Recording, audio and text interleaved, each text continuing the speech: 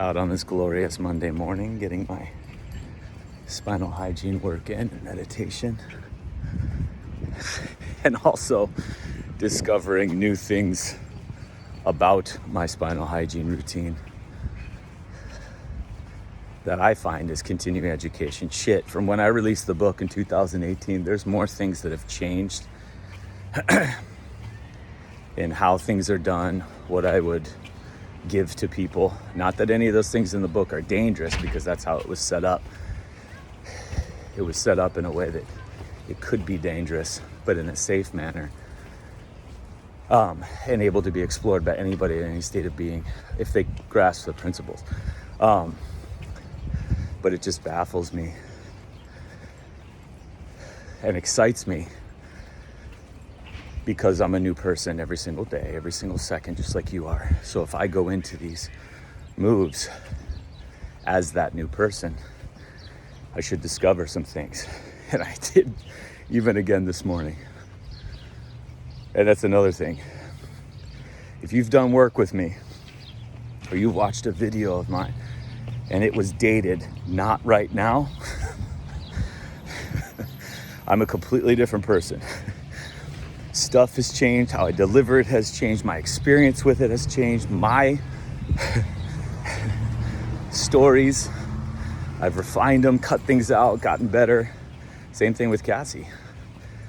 If you've worked with her in the past, every time you meet her, or every time you speak with us, or every time you see, she's a completely different person who's enhanced her medicine even more because the continuing education is done on yourself.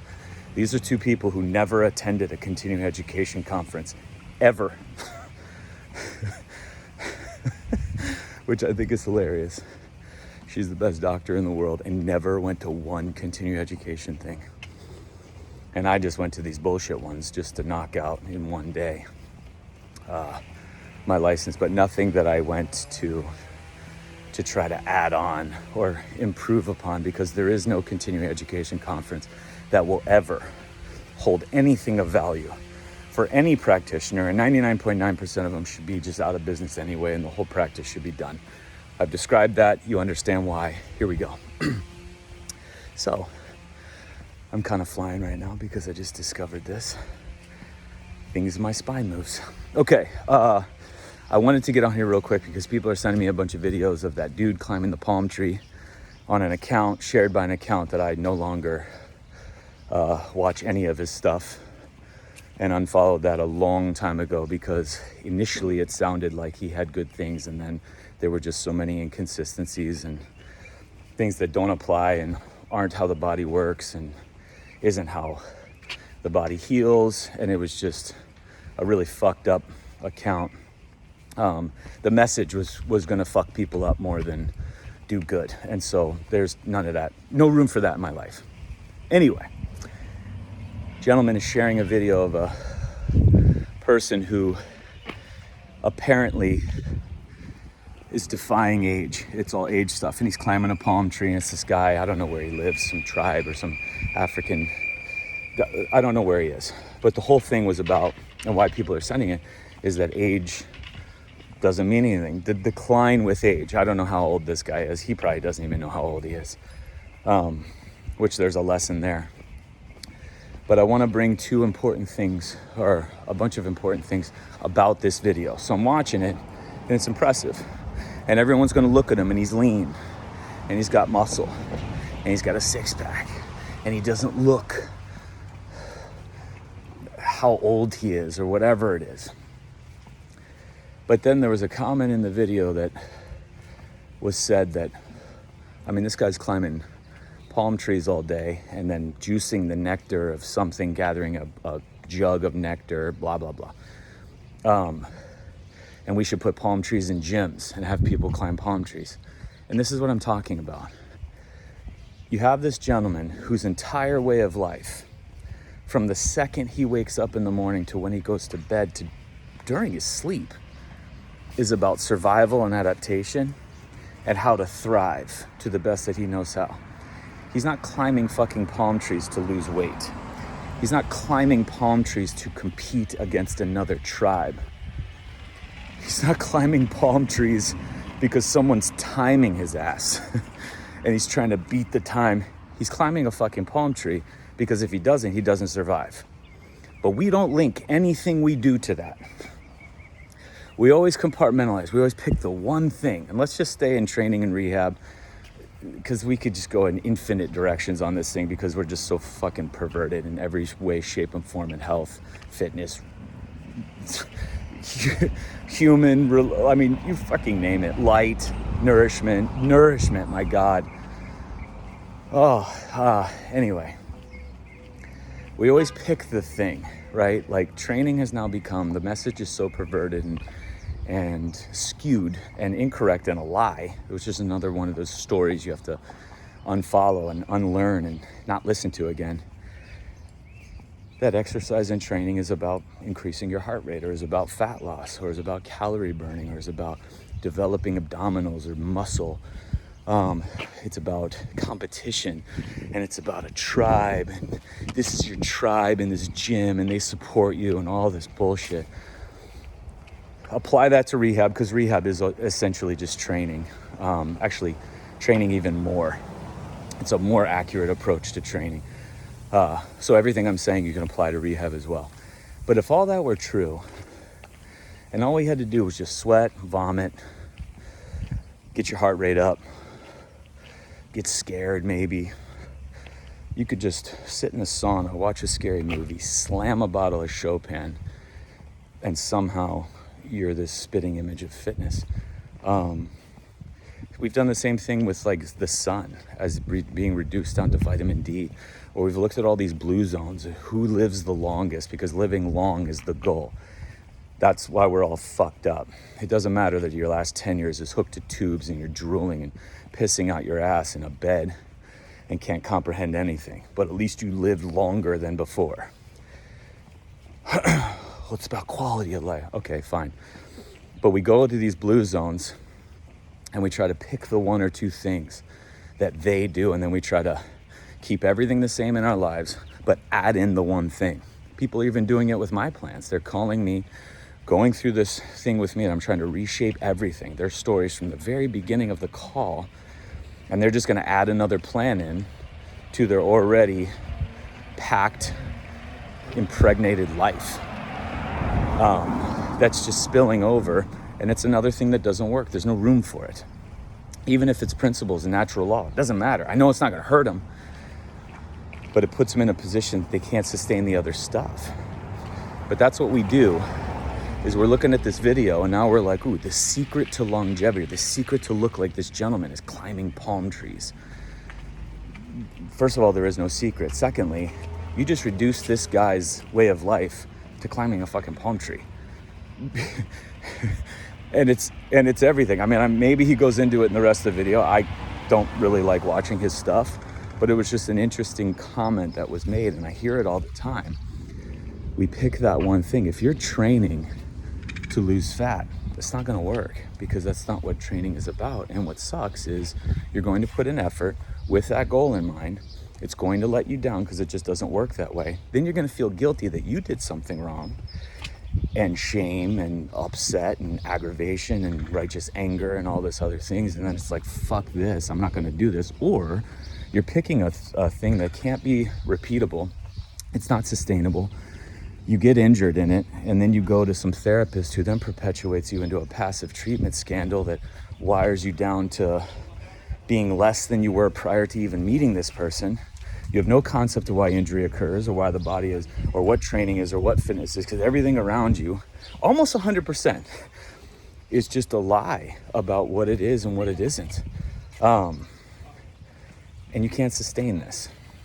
And so if we get the story right from the beginning, from a place of truth, then it kind of becomes very easy to see what might be ideal and what isn't. But when we're starting from a lie, which is that movement and training are for fat loss, or it's for heart rate, or it's for a healthy heart, or it's for fat burning, or it's for conditioning. Rehab is about pain management and somebody fixing you and somebody making you feel better. in varying degrees. Let me finding and releasing your traumas with body work and all this other bullshit. If you're starting from a place that just doesn't make any sense, it's not true to the world life. It doesn't matter what it is, including my plans. That's why I spend the first 20 to 30 minutes getting people to understand. Until they admit these first two stories are lies and nothing's gonna work. And that sucks because it all works ultimately. But it just depends on what you're believing and what you're sitting in and the inputs you're creating. What is the expectation coming out? Because it just doesn't work that way. Climbing a palm tree for longevity or to look younger. We did it with yoga. All of a sudden now we took this entire way of living in this area of the world, took the exercise portion of it or the training portion of it, bastarded the fuck out of it, perverted it, created it, attached clothing line to it, sold some fucking practitioner hours to be a master. All the business owners are all injured and jacked up. But we took this way of living and did one thing with it, and now it's Americanized yoga, and we're going to do it 3 days a week, and somehow that's going to prepare you, and you're more at peace, and your energy's balanced, and all your chakras and all this bullshit. We're notorious for this. Reducing the sunshine, as I said, down to vitamin D. Not even close to that. It's like saying the ocean is just waves of energy. The ocean? It'll never even be discovered. The sun will never be discovered. The power of movement will never, there's no limit to it. So we need to understand what training your body to prepare for the forces of life. You need to prepare to a level greater than what life is going to demand of you. If you like doing certain things, you have to earn doing those certain things. But an active lifestyle is not training. Training is preparing to do those activities without injury or fail. Injury during failing. Failing is awesome, but you shouldn't get injured. And then if all of a sudden the body tells you through injury, through symptoms, through pain, that you're not prepared for your environment, you need to be able to stay within that same training approach, not go to another facility to heal. It doesn't work that way. And that's another thing. We wanted to put palm trees in gyms because gyms are where fitness is. It's the antithesis of what movement is all about. It's what training is all about. Going to a gymnasium from a sports standpoint with teams, possibly if there's principles in there, but the rest of everybody who's not gathering around some sort of entertainment sport competition, the last place you're going to find principles in movement training and you being prepared to prepare for life is in a gym or a fitness place or a box or a place of business. And so anyway, I just wanted to drop that on there because I was like, God, this is one of the biggest problems, especially around training and what movement are and what the concept of aging. I'm not saying aging existing in time on this plane. Of course that fucking exists. Like, the decline with age is what I'm saying is a lie. The decline that happens as you age, and it's a certainty, that is not true. Your body doesn't decline as you exist longer here. The body only knows to adapt, heal, and survive at light speed.